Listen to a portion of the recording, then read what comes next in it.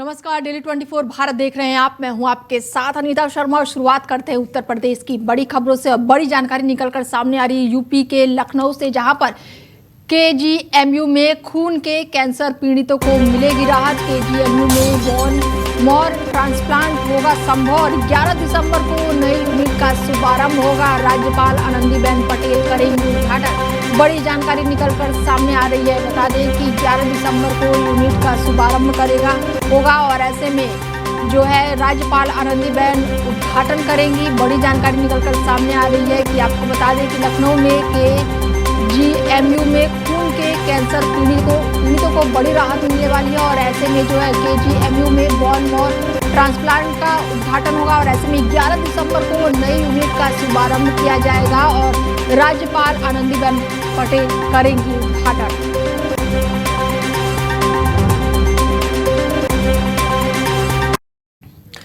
और खबरों में आगे बढ़ते हैं और बड़ी जानकारी निकलकर सामने आ रही है लखनऊ से। बता दें कि यूपी में चल रहे एसआईआर कार्य की निगरानी और चुनाव आयोग ने 4 अफसरों को जिम्मेदारी सौंपी है और 4 आईएएस अफसरों को विशेष रोल पर्यवेक्षण बनाए रखने के लिए कहा गया है। बड़ी जानकारी निकलकर सामने आ रही है, बता दें। और बड़ी जानकारी ये है और खबरों में आगे खबर यूपी के लखनऊ से है, जहां पर यूपी में चल रहे एसआईआर प्रक्रिया की निगरानी बढ़ाई गई और यूपी में चल रहे एसआईआर कार्य की निगरानी बढ़ाई गई है। बड़ी जानकारी आपको दे दें कि चुनाव आयोग ने 4 अफसरों को जिम्मेदारी सौंपी। बड़ी जानकारी निकलकर सामने आ रही है। 4 आईएएस अफसरों के विशेष रोल पर्यवेक्षण बनाया गया है। बड़ी जानकारी और निखिल गजराज और साथ ही बता दें कि बड़ी जानकारी निकलकर सामने आ रही है।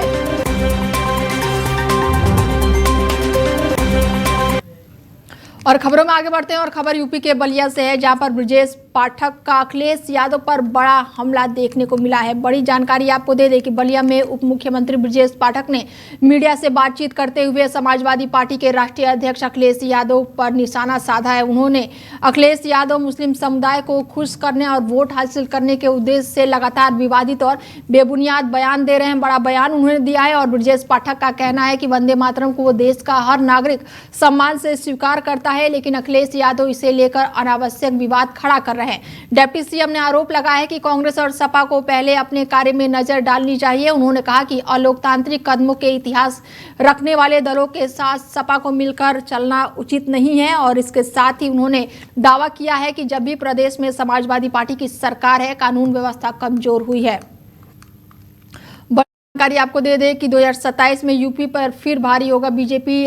इन्होंने बड़ा बयान दिया है और रोहिंग्या पर भी बड़ा बयान दिया है। भाषण के दौरान उप मुख्यमंत्री ने पश्चिम बंगाल का भी जिक्र किया और ऐसे में बीजेपी के मजबूत समर्थन मिलना संभव है।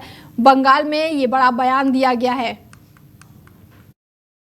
चूंकि मामला भारत सरकार का है और कोई भी दोषी होगा और इसमें सरकार निगरानी रख रही है और हमेशा यात्रियों के हित में सरकार खड़ी है। मामला भारत सरकार का है और कोई भी दोषी होगा और इसमें सरकार निगरानी रख रही है और हमेशा यात्रियों के हित में सरकार खड़ी है। चूंकि मामला भारत सरकार का है। अमरोहा पहुंचे कांग्रेस के पूर्व सांसद रशीद अलवी ने केंद्र सरकार पर कई मुद्दों को लेकर सवाल खड़ा किया है। उन्होंने कहा कि इंडिगो फ्लाइट से जुड़ी समस्याओं का असर आम लोगों पर पड़ रहा है और उनके अनुसार लखनऊ जैसे नजदीकी शहर की यात्रा में भी हवाई टिकट का खर्चा 7,500 रुपए से अधिक हो रहा है और इसके लिए उन्होंने सरकार को जिम्मेदार ठहराया। देखिए, मैं तो सिर्फ अमरोहा में अपने लोगों से मिलने आया। कल भी मैं अमरोहा में था और ये अपील करने के लिए आया कि एसआईआर हो रही है, एसआईआर गलत तरीके से हो रही है। Election commission Bharatiya Janata party के इशारे पे काम कर रहा है, लेकिन हम सबकी जिम्मेदारी है कि अपने अपने वोट निभाए जाए। खास तौर से जो कांग्रेस के वर्कर्स हैं, समाजवादी पार्टी के वर्कर्स हैं, दूसरी पार्टीज के वर्कर्स हैं, पढ़े लिखे नौजवान हैं, उन सब की जिम्मेदारी है कि अपने अपने मोहल्ले के लोगों को, अपने दोस्तों को, अपने घर वालों को सबके वोट बनवाएं। क्योंकि भारतीय जनता पार्टी ने पूरी ताकत लगा दी है कि अपने वोट बनाए जाएं, आने वाला 27 का चुनाव बहुत कठिन चुनाव होगा, इसलिए हमें हर कीमत पे भारतीय जनता पार्टी को हराना। और खबरों में आगे बढ़ते हैं और खबर यूपी के बांदा से है। बता दें कि एक गांव में शादी से ठीक पहले बड़ा विवाद हो गया और बारात को बिना फेरे वापस लौटना पड़ा। शादी में युवती के शादी पास के जिले के एक युवक से तय हो गई थी और तय तारीख पर रात में बैंड बाजे के साथ बारात पहुंची और स्वागत भी किया गया। माहौल उत्साह जैसा था। जैसे ही वरमाला का समय आया, स्थिति अचानक बदल गई। स्टेज पर पहुंचते ही ये साफ दिखाई दिया कि दूल्हा और ज्यादातर बाराती नशे में है। दूल्हा संतुलन खो बैठा और युवती का हाथ झटक दिया और पास रखी कुर्सी भी तोड़ दिया। और ये देखते हुए युवती ने वहां से शादी से इनकार कर दिया और परिवार वाले और रिश्तेदारों ने काफी देर तक समझाने की कोशिश की। झूठ बोल के शादी कर रहे थे, दारू पिए थे और जयमाला के समय बहुत ज्यादा बदबू आ रही थी, मतलब पिए थे तो बहुत जम से हाथ झटके थे तो मैं गिरने वाली थी, कुर्सी तोड़ दिए थे, पूरे बाराती दारू पिए हुए थे, बदबू आ रही थी। वो लोग ने बोले थे कि हम दारू नहीं पीते हैं। अच्छा, बाद में पता चला कि दारू पीते हैं करके, तो हमने इनकार कर दिया। उत्तर प्रदेश के जनपद बांदा के जसपुरा थाना क्षेत्र अंतर्गत गौरी कला गांव में उस वक्त हड़कंप मच गया जब एक बारात बगैर दुल्हन के बैरक लौट गई। आपको बता दें कि गौरी कला गांव पर 25 वर्षीय संजू वर्मा की शादी फतेहपुर के आजमपुर गढ़वा गांव के रहने वाले श्यामू से तय की गई थी। गाने बाजे के साथ बारात गांव पर पहुंची। वहीं जयमाले की रस्म की अदायगी भी चल रही थी। इसके बाद लड़की संजू वर्मा को यह पता चला कि उसका पति दुल्हा वह शराब के नशे पर धुत है और वह लोगों से हाथापाई कर रहा है और गलत हरकतें कर रहा है। जब यह जानकारी पत्नी संजू वर्मा को हुई तो उसने बारात को बैरंग लौटा दिया। उसने शादी करने से इनकार कर दिया। हालांकि संजू वर्मा के हौसले की चर्चा बांदा जनपद के साथ साथ उत्तर प्रदेश पर इस वक्त हो रही है। वहीं संजू वर्मा का कहना है कि जब शादी हमारी तय हुई थी तो यह बताया गया था कि हमारा होने वाला पति श्यामू किसी भी तरह का नशे का सेवन नहीं करता है। हमारे साथ छल किया गया, झूठ बोला गया, इसीलिए हमने यह शादी करने से इनकार कर दिया है। बांदा से डेली 24 भारत के लिए अल्तमश हुसैन की रिपोर्ट। बांदा जिले में घरेलू विवाद से जुड़ा एक गंभीर मामला सामने आया है। घर लौटने के बाद एक युवक ने भोजन मांगा, जिस पर उसकी पत्नी ने खाने की थाली नहीं लगाई और कहा कि खुद निकाल कर खा ले। और इसी बात से दोनों के बीच झगड़ा बढ़ गया और बात मारपीट तक पहुंच गई। झगड़े के दौरान पत्नी ने पति को जमीन पर गिराकर चाकू से गले पर हमला कर दिया और घायल युवक खून से लथपथ होकर तड़पने लगा। शोर सुनकर आसपास के लोग मौके पर पहुंचे और उसे अस्पताल ले जाया गया, जहाँ उसका इलाज जारी है। थाना बिसंडा के ग्राम घुरी में सूचना प्राप्त हुई कि पति पत्नी के बीच में मामूली कहासुनी को लेकर के पत्नी ने पति पे धारदार हथियार से हमला कर दिया, जिससे पति को चोटें आ गई है। सूचना मिलते ही त्वरित रूप से कार्रवाई करते हुए तहरीर प्राप्त कर समुचित धाराओं में अभियोग पंजीकृत कर लिया गया है। अग्रिम में दैनिक कार्रवाई प्रचलित है। उत्तर प्रदेश के जनपद बांदा में एक हैरत अंगेज मामला सामने आया है। दरअसल एक पति को अपनी पत्नी से खाना मांगना बहुत ही महंगा पड़ गया है। आपको बता दें कि देर रात जनपद बांदा के धुरी गांव में 28 वर्षीय बलराम, जो कि मजदूरी का काम करता था, वह थका हारा अपने घर पहुंचा और पत्नी से खाना निकालने के लिए कहा। इसी बात को लेकर के पत्नी नाराज हो गई और पत्नी गुड़िया अपने पति बलराम पर हमलावर हो गई। वहीं पति ने अपना बीच बचाव किया, लेकिन जब तक पत्नी गुड़िया ने अपने ही पति के गले पर चाकू से ताबड़तोड़ हमला कर दिया। वहीं लहूलुहान हालत पर घायल मजदूर बलराम को उपचार हेतु बांदा के जिला अस्पताल में भर्ती कराया गया। डॉक्टरों के द्वारा प्राथमिक उपचार करने के बाद हालत गंभीर देखते हुए घायल बलराम को हायर सेंटर के लिए रिफर कर दिया गया है। वहीं पुलिस ने सुसंगत धाराओं पर पत्नी गुड़िया सहित उसके भाइयों पर भी मुकदमा पंजीकृत किया है।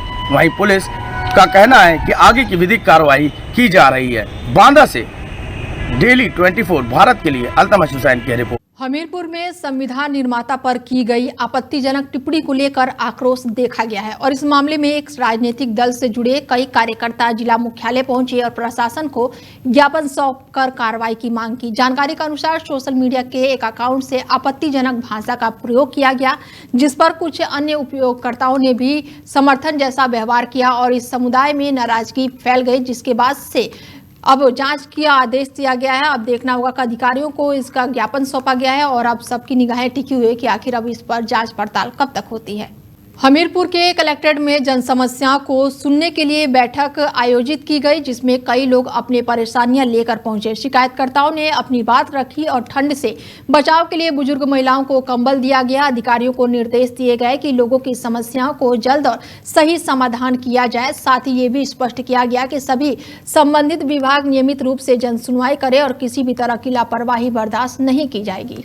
जालौन के गल्ला मंडी में किसानों और व्यापारियों के बीच बढ़ती झड़प और शिकायतों के बाद से अधिकारियों ने अचानक से निरीक्षण किया। निरीक्षण के दौरान मंडी में चल रही विवादित परिस्थितियों का अवलोकन किया और किसानों और व्यापारियों के बीच उत्पन्न विवाद का तुरंत ही निपटारा किया गया। किसानों को आश्वासन दिया गया है कि उनकी समस्या का समाधान किया जाएगा और भविष्य में किसी भी तरह की शिकायतों पर तत्काल कार्रवाई की जाएगी। खबर यूपी के कौशाम्बी से है, जहां पर एक नाबालिग के साथ दुष्कर्म का मामला सामने आया है। प्रेम जाल में फंसाकर और झांसा दिया गया है और शादी का झांसा देकर कई महीनों तक दुष्कर्म किया गया है। कौशाम्बी में एक नाबालिग लड़की के साथ गंभीर अपराध का मामला सामने आया है। जानकारी के अनुसार एक युवक ने लड़की को प्रेम जाल में फंसाया और उसका उम्र आधार कार्ड से बढ़ाकर इकरारनामा तय किया और इसके बाद से शादी का झांसा देकर उसने नाबालिग के साथ कई महीनों तक दुष्कर्म किया। पीड़ित ने इस घटना की शिकायत पुलिस अधीक्षक से की है और न्याय की अब गुहार लगाई है। मेरा जन्म तिथि 1/1/2009 की है तो क्या वो महन नाम का लड़का मेरे साथ ऐसे गलत किया है। अब वो ऐसे क्या मेरा उम्र है 16 साल की, फर्जी स्टाम्प में मेरे ऐसे क्या लिखाया है 18 साल की, ऐसे बोल रहा है। अब मेरे साथ 3 महीना रखकर मेरे साथ बहुत गलत किया है, गलत काम किया है। अब रखने से इनकार कर रहा है। मैं चाहती हूँ उसी घर में हो, नहीं उसके नाम कार्रवाई हो। मेरा थाना है संदीपन घाट। कुशीनगर में एक सड़क हादसा सामने आया है, जिसमें तेज रफ्तार बाइक सवार युवकों की ट्रक से जोरदार टक्कर हो गई और इस टक्कर में बाइक पर सवार 2 युवक गंभीर रूप से घायल हो गए। दोनों युवकों को उपचार के लिए जिला अस्पताल में भर्ती कराया गया। जानकारी के अनुसार वो कोचिंग पढ़कर त्रिलोकपुर अपने घर लौट रहे थे और घटना के समय ट्रक चालक सड़क पर खड़ी गाड़ी के पास चाय पी रहा था और इसके अलावा घने कोहरे के कारण दृष्टि सीमित होने से ये दुर्घटना घटी है और ऐसे में हादसे के बाद से जो चालक है वो मौके से फरार बताया जा रहा है। लखनऊ में कफ सिरप मामले को लेकर प्रेस कॉन्फ्रेंस में पुलिस ने इससे गंभीर मुद्दे पर जानकारी दी है। उन्होंने बताया कि अवैध ड्रग माफियों के खिलाफ व्यापक अभियान चलाया गया है और इस दौरान FSDA के सहयोग से कार्रवाई की गई। जांच में कई प्रदेशों में इसके नेटवर्क और लिंक सामने आए हैं और अब तक कोडीन कफ सिरप से संबंधित 128 FIR दर्ज की जा चुकी है।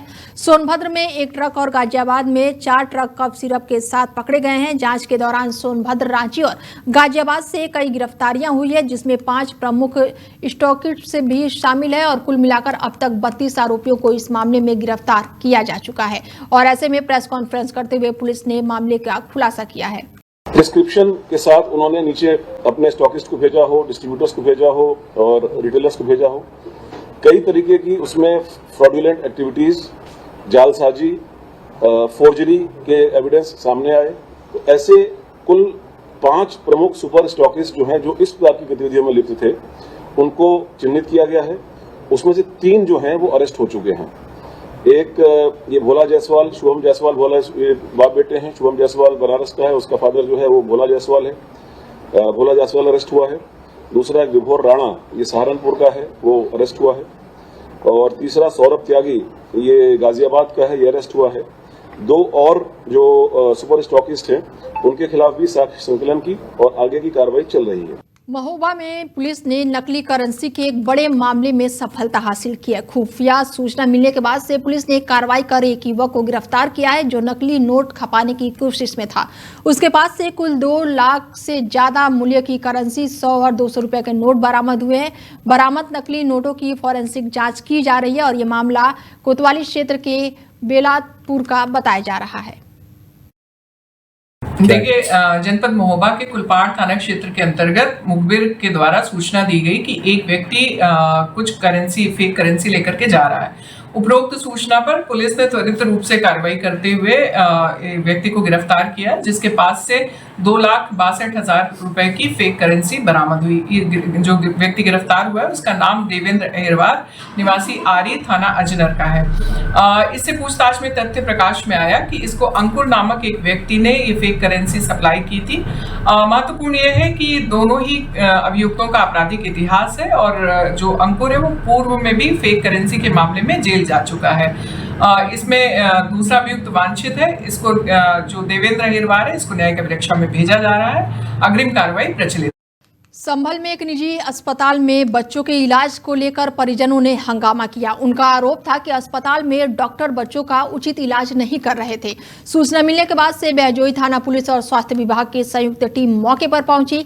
जांच में पाया गया है कि अस्पताल संचालक स्वास्थ्य विभाग को कोई वैध कागज नहीं दिखा सका और अस्पताल बिना रजिस्ट्रेशन के संचालित हो रहा था और ऐसे में अब बड़ी कार्रवाई देखने को मिल रही है।